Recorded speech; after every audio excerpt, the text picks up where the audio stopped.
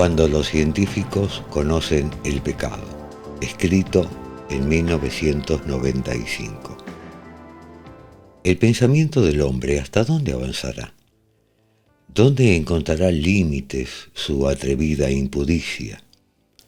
Si la villanía humana y la vida humana deben crecer en justa proporción, si el Hijo siempre debe superar la maldad del Padre, los dioses tienen que añadir otro mundo a este para que todos los pecadores puedan tener espacio suficiente. Eurípides, Hippolytus, 428 años antes de Cristo. En una reunión con el presidente Harry Truman en la posguerra, Robert Oppenheimer, director científico del proyecto Manhattan de armas nucleares, comentó lúgubremente que los científicos tenían las manos manchadas de sangre, que habían conocido el pecado. Más tarde, Truman comunicó a sus ayudantes que no quería ver nunca más a Oppenheimer. A veces se castiga a los científicos por hacer el mal y a veces por advertir de los malos usos que se puede aplicar a la ciencia. Es más frecuente la crítica de que tanto la ciencia como sus productos son moralmente neutrales, éticamente ambiguos, aplicables por igual al servicio del mal y del bien. Es una vieja acusación. Probablemente se remonta a la época de la talla de herramientas de piedra y al dominio del fuego. Puesto que la tecnología se ha encontrado en nuestra línea ancestral desde antes del primer humano, puesto que somos una especie tecnológica, no es tanto un problema de ciencia como de naturaleza humana. No quiero decir con esto que la ciencia no tenga responsabilidad por el mal uso de sus descubrimientos. Tiene una responsabilidad profunda, y cuanto más poderosos son sus productos, mayor es su responsabilidad. Como las armas de ataque y derivados del mercado, las tecnologías que nos permiten alterar el entorno global que nos sostiene, deberían someterse a la precaución y la prudencia.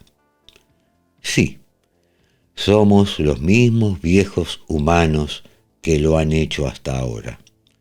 Sí, estamos desarrollando nuevas tecnologías como siempre, pero cuando las debilidades que siempre hemos tenido se unen con una capacidad de hacer daño a una escala planetaria sin precedentes, se nos exige algo más, una ética emergente que también debe ser establecida a una escala planetaria sin precedentes. A veces los científicos lo intentan de dos modos: aceptar el mérito por aquellas aplicaciones de la ciencia que enriquecen nuestras vidas, pero distanciarse de los instrumentos malos, de muerte, tanto intencionados como inadvertidos, que también se derivan de la investigación científica. El filósofo australiano John Passmore escribe en el libro La ciencia y sus críticos: la Inquisición española intentó evitar la responsabilidad directa de la quema de herejes entregándolos al brazo secular. Quemarlos ella misma, explicaba piadosamente, sería totalmente impropio de sus principios cristianos. Pocos de nosotros dejaríamos que la Inquisición se limpiase tan fácilmente las manos de sangre. Ellos sabían muy bien lo que ocurriría. Del mismo modo, cuando la aplicación tecnológica de los descubrimientos científicos es clara y obvia, como cuando un científico trabaja con el gas nervioso, no se puede declarar que estas aplicaciones no tienen nada que ver con él, basándose en que son fuerzas militares, no científicas, las que usan los gases para mutilar o matar. Eso es aún más obvio cuando el científico ofrece ayuda deliberada a un gobierno a cambio de financiación para investigar lo que sea o simplemente para no hacer nada. Si un científico o un filósofo acepta fondos de un cuerpo como una oficina de investigación naval, les está engañando si sabe que su trabajo será inútil para ellos y debe aceptar parte de la responsabilidad por el resultado si sabe que les será útil. Está sometido, como corresponde, a alabanzas o culpas en relación con cualquier innovación que salga de su trabajo. Proporciona un caso histórico importante la carrera del físico nacido en Hungría Edward Teller. Teller quedó marcado de joven por la revolución comunista de Béla Kun en Hungría, en la que se expropiaron las propiedades de familias de clase media como la suya, y por la pérdida de una pierna que le producía un dolor permanente en un accidente de circulación. Sus primeras contribuciones iban de las reglas de selección de la mecánica cuántica y la física de estado sólido a la cosmología. Fue él quien acompañó al físico Leo Szilard a ver a Albert Einstein cuando se encontraba de vacaciones en Long Island en julio de 1939. Una reunión que llevó a la carta histórica de Einstein al presidente Franklin Roosevelt, en la que le apremiaba, a la vista de los acontecimientos científicos y políticos de la Alemania nazi, a desarrollar una bomba de fisión o atómica. Reclutado para trabajar en el Proyecto Manhattan, Teller llegó a Los Álamos y poco después se negó a colaborar. No porque le desesperara lo que podría llegar a ser una bomba atómica, sino por lo contrario, porque quería trabajar en un arma mucho más destructiva, la bomba de fusión termonuclear, la bomba de hidrógeno. Si bien la bomba atómica tiene un límite superior práctico en su rendimiento o energía destructiva, la bomba de hidrógeno no lo tiene, pero ésta necesita una bomba atómica como detonante. Una vez inventada la bomba de fisión, después de la rendición de Alemania y Japón, terminada la guerra, Teller siguió defendiendo con ahínco lo que se llamó la super, con la intención específica de intimidar a la Unión Soviética. La preocupación por la reconstrucción de la Unión Soviética endurecida y militarizada bajo Stalin y la paranoia nacional en Norteamérica llamada macartismo le allanaron el camino. Sin embargo, encontró un importante obstáculo en la persona de Oppenheimer, que se había convertido en el presidente del Comité Asesor General de la Comisión de Energía Atómica de la posguerra. Teller expresó un testimonio crítico en una audiencia del gobierno cuestionando la lealtad de Oppenheimer a Estados Unidos. Se suele creer que la participación de Teller jugó un importante papel en sus repercusiones. Aunque el comité de revisión no impugnó exactamente la lealtad de Oppenheimer, por algún motivo se le negó la acreditación de seguridad y fue apartado de la Comisión de Energía Atómica. Teller pudo emprender el camino hacia la llamada super libre de obstáculos. La técnica de fabricación de un arma nuclear se suele atribuir a Teller y al matemático Stanislas Ulam. Hans Bethe, el físico premio Nobel que dirigía la división técnica del Proyecto Manhattan y que tuvo un papel destacado en el desarrollo de las bombas atómica y de hidrógeno, atestigua que la sugerencia original de Teller era errónea y que fue necesario el trabajo de muchas personas para hacer realidad el arma termonuclear. Con las contribuciones técnicas fundamentales de un joven físico llamado Richard Garwin, en 1952 se hizo explotar el primer mecanismo estadounidense termonuclear. Como era muy poco manejable para llevarlo en un misil o bombardero, se hizo explotar en el mismo lugar donde se había montado. La primera bomba de hidrógeno verdadera fue una invención soviética que se hizo explotar al año siguiente. Se ha planteado el debate de si la Unión Soviética habría desarrollado un arma termonuclear si no lo hubiera hecho antes los Estados Unidos, y si realmente era necesaria el arma termonuclear estadounidense para impedir el uso soviético de la bomba de hidrógeno, dado el sustancial arsenal de armas de fisión que ya poseía entonces Estados Unidos. Las pruebas actuales indican que la Unión Soviética, incluso antes de hacer explotar su primera bomba de fisión, tenía un diseño realizable de arma termonuclear. Era el siguiente paso lógico. Pero el conocimiento por espionaje de que los americanos estaban trabajando en ella aceleró la búsqueda soviética de armas de fusión. Desde mi punto de vista, dice quien escribe esto, las consecuencias de una guerra nuclear global se hicieron mucho más peligrosas con la invención de la bomba de hidrógeno, porque las explosiones aéreas de las armas termonucleares son mucho más capaces de quemar ciudades y generar grandes cantidades de humo, enfriando y oscureciendo la Tierra, y de inducir un invierno nuclear a escala global. Este quizá es el debate científico más controvertido en el que me he visto envuelto desde 1983, escribe Sagan.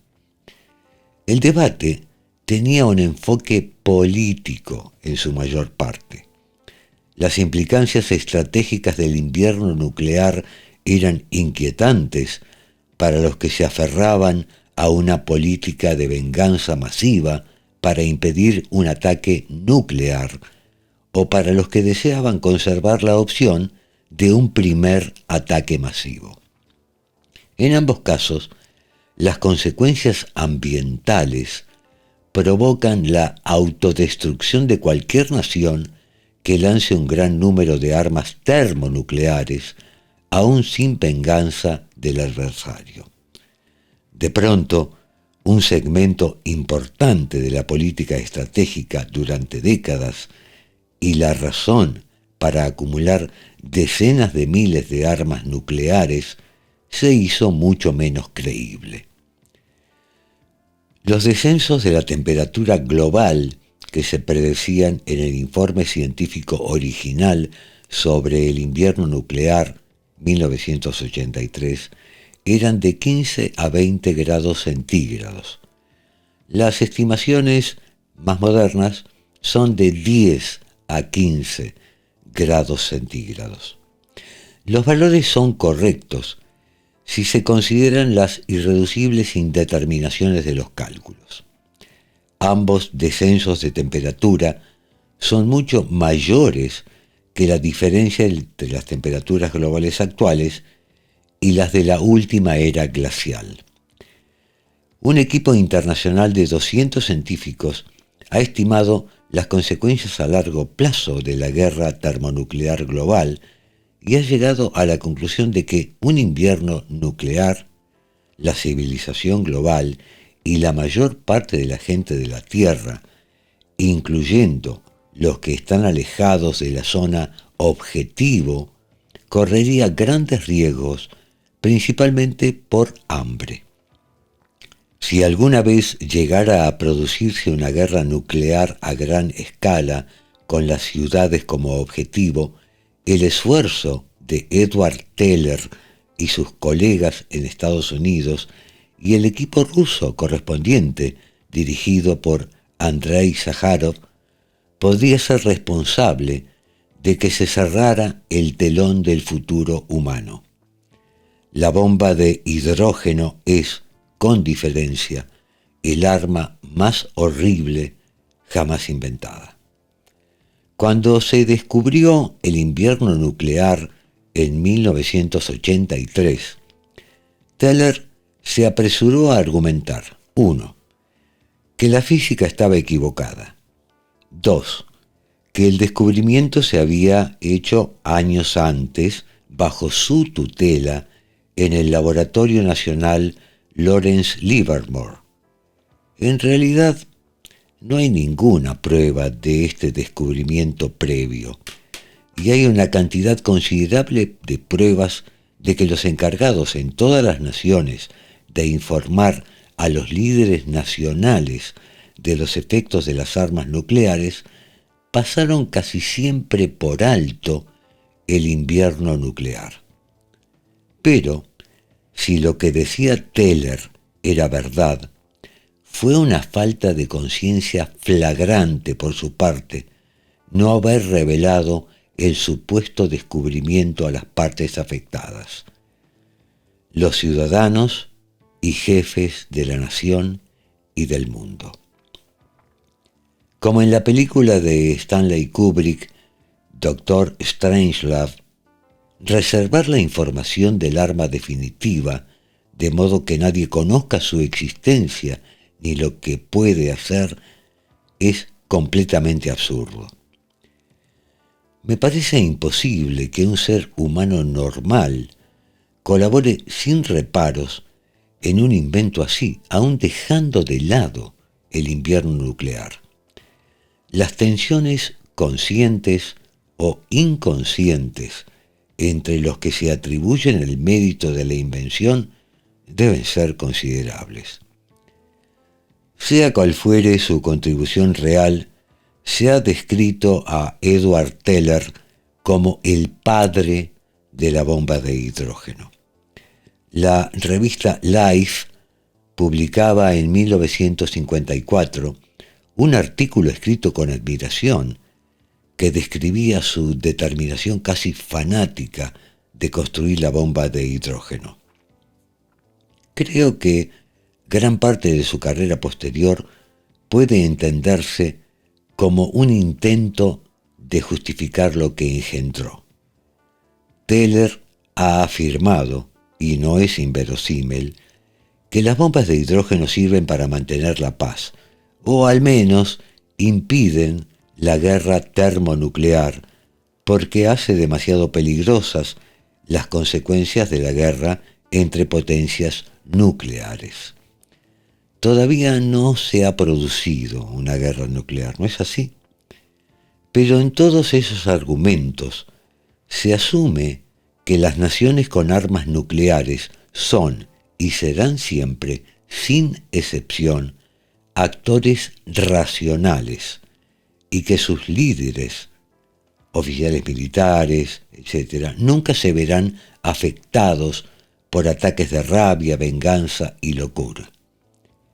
En el siglo de Hitler y Stalin, esa idea parecía cuando menos ingenua.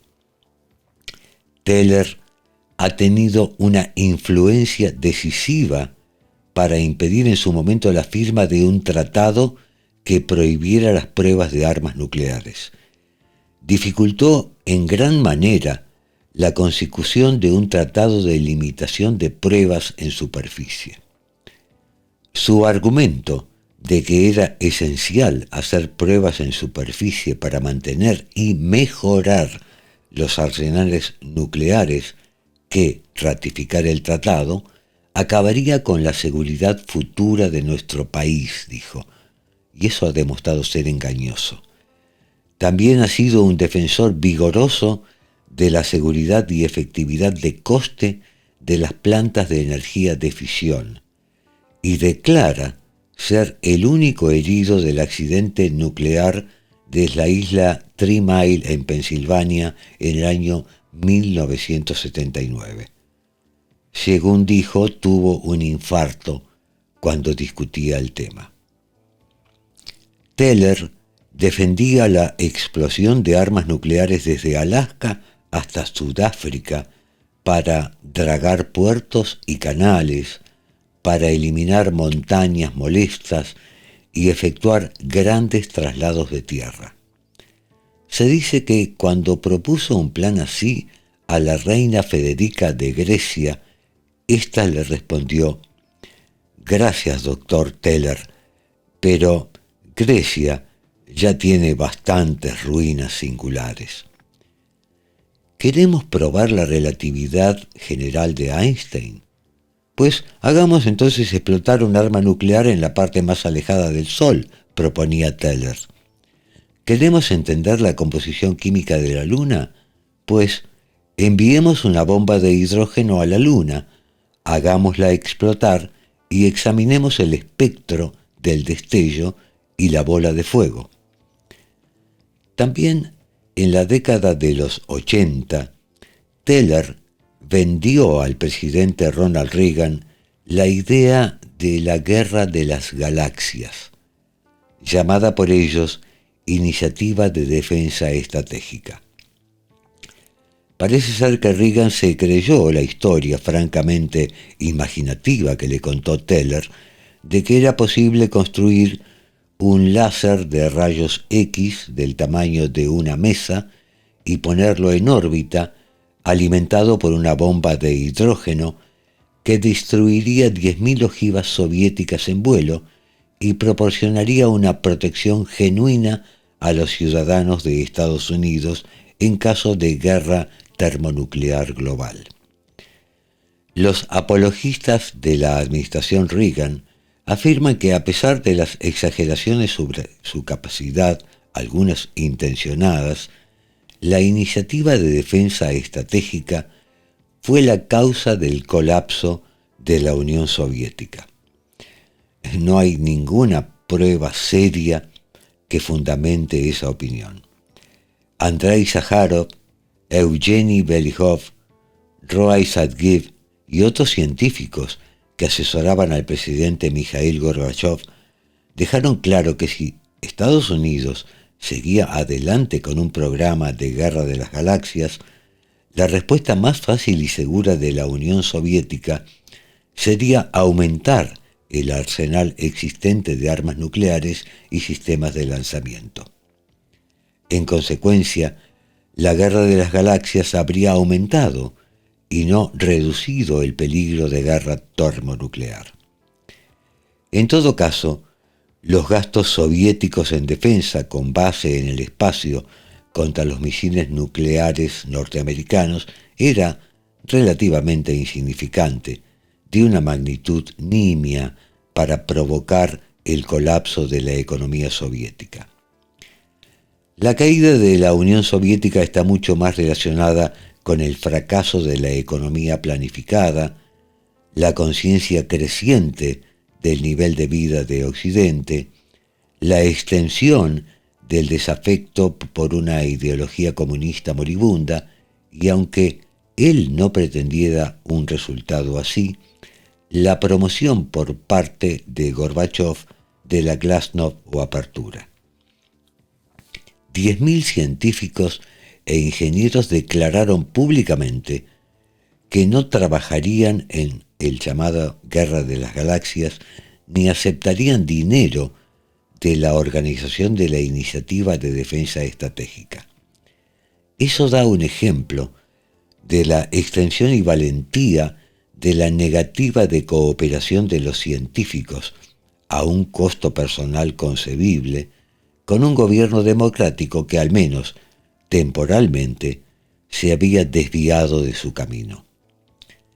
Teller también ha defendido el desarrollo de ojivas nucleares penetrantes para poder alcanzar y eliminar centros de comando y refugios bajo tierra de los líderes y sus familias de una nación adversaria, y de ojivas nucleares de 0,1 kilotón que saturarían a un país enemigo y destruirían su infraestructura sin un solo herido.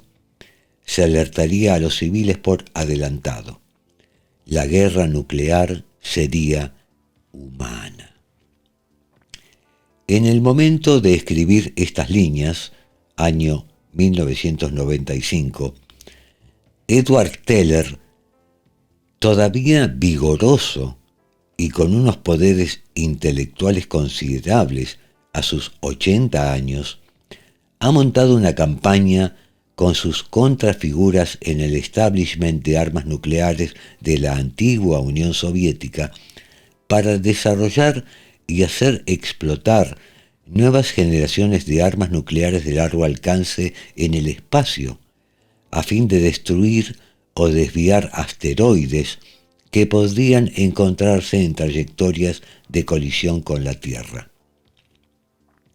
Me preocupa, dice Sagan, que la experimentación prematura con las órbitas de asteroides cercanos pueda implicar peligros extremos para nuestra especie. El doctor Teller y yo, dice, nos hemos reunido en privado. Hemos debatido en reuniones científicas, en los medios de comunicación nacionales y en una sesión a puerta cerrada en el Congreso. Hemos tenido importantes desacuerdos, especialmente en lo relativo al proyecto Guerra de las Galaxias, el invierno nuclear y la defensa de los asteroides. Quizá todo ello sea la causa irremediable de mi opinión sobre él. Aunque ha sido siempre un ferviente anticomunista y tecnófilo, cuando repaso su vida, me parece ver algo más en su intento desesperado de justificar la bomba de hidrógeno, diciendo que sus efectos no eran tan malos como se podría pensar. Se puede usar para defender el mundo de otras bombas de hidrógeno, para la ciencia, para la ingeniería civil, para proteger a la población contra las armas termonucleares de un enemigo, para librar guerras humanas, para salvar al planeta de riesgos aleatorios del espacio. De algún modo quiere creer que la especie humana reconocerá las armas termonucleares y a él como una salvación y no como una destrucción. Cuando la investigación científica proporciona poderes formidables, ciertamente temibles, a naciones y líderes políticos falibles, aparecen muchos peligros. Uno es que algunos científicos implicados pueden perder la objetividad. Como siempre, el poder tiende a corromper. En esas circunstancias, la institución del secreto es especialmente perniciosa y los controles y equilibrios de una democracia adquieren un valor especial. Teller, que ha prosperado en la cultura del secreto, también la ha atacado repetidamente. El inspector general de la CIA comentaba en 1995 que el secreto absoluto corrompe absolutamente. La única protección contra un mal uso peligroso de la tecnología suele ser el debate más abierto y vigoroso. Puede ser que la pieza crítica de la argumentación sea obvia, y muchos científicos o incluso profanos la podrían aportar, siempre que no hubiera represalias por ello. O podría ser algo más sutil, algo constatado por un licenciado oscuro en algún lugar remoto, que si las discusiones fueran cerradas y altamente secretas, nunca habría tenido la oportunidad de abordar el tema. ¿Qué reino de la conducta humana es más ambiguo moralmente? hasta las instituciones populares que se proponen aconsejarnos sobre comportamiento y ética parecen plagadas de contradicciones. Consideremos los aforismos. No por mucho madrugar amanece más temprano. Sí, pero a quien madruga, Dios le ayuda. Mejor prevenir que curar, pero quien no arriesga no gana. Donde fuego hay, humo sale, pero el hábito no hace al monje. Quien espera, desespera, pero mientras hay vida, hay esperanza. El que duda, está perdido, pero el que nada sabe, de nada duda. Dos cabezas son mejor que una, pero demasiada gallina malogra el caldo. Hubo una época en que la gente planificaba o justificaba sus acciones basándose en esos tópicos contradictorios. ¿Qué responsabilidad moral tienen los autores de proverbios? O el astrólogo que se basa en los signos del sol, el lector de cartas del tarot, el profeta de un diario sensacionalista. Consideremos si no las religiones principales. Miqueas nos exhorta a obrar con justicia y amar la piedad. En el Éxodo se nos prohíbe cometer homicidios. En el Levítico se nos ordena amar a nuestros vecinos como a nosotros mismos.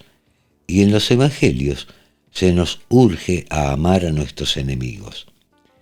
Pensemos, sin embargo, en los ríos de sangre vertida por fervientes seguidores de los libros en los que se hallan esas exhortaciones bien intencionadas. En Josué y en la segunda parte del libro de Números se celebra el asesinato masivo de hombres, mujeres y niños, hasta de animales domésticos, en una ciudad tras otra por toda la tierra de Canaán. Jericó es eliminado en una guerra santa. La única justificación que se ofrece para este asesinato masivo es la declaración de los asesinos de que, a cambio de circuncidar a sus hijos y adoptar una serie de rituales particulares, se prometió a sus antepasados mucho tiempo atrás que aquella tierra sería suya. No se puede encontrar ni un asomo de autorreproche, ni un murmullo de inquietud patriarcal o divina en esas campañas de exterminio en las Sagradas Escrituras. En cambio, Josué consagró a todos los seres vivientes al anatema como Yahvé, el Dios de Israel, le había ordenado.